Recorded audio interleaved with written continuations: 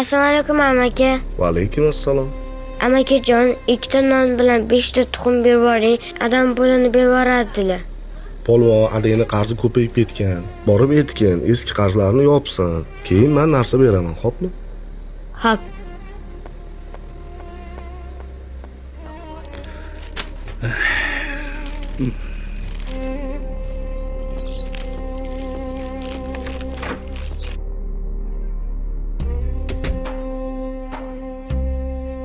Ada, O'g'lim, endi magazinchi amaki narsalar bermas ekan.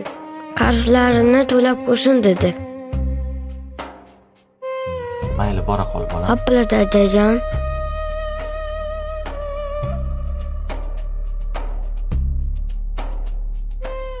Bir iltimos bilan telefon qilyotgandim. Agar iloji bo'lsa menga ozgina pul berib tur. Oyligim kech qilyotdi. Bu yoqdan ro'zg'orim ham tortilib qolgandi. O'rtoq, agar iloji. Yo'qmidi? Rahmat.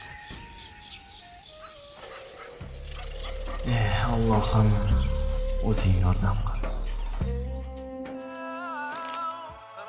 Tiqilmay tur bolam, narsalarni qo'yib oling.